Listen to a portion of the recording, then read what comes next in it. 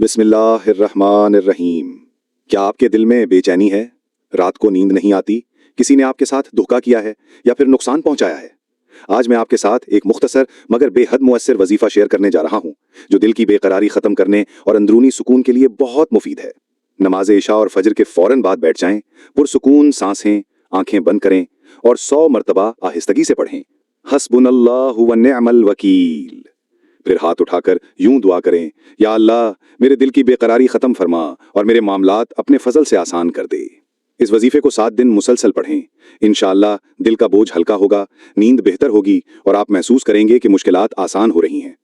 अगर आपको फायदा महसूस हो तो वीडियो को लाइक और दोस्तों के साथ शेयर करें ताकि सबको सुकून मिले। याद रखें, ये वही कलमात हैं जो हजरत इब्राहीम अलैहिस्सलाम ने सख्त आजमाइश के वक्त पढ़े थे। अल्लाह हम सब का हामी और नासिर हो।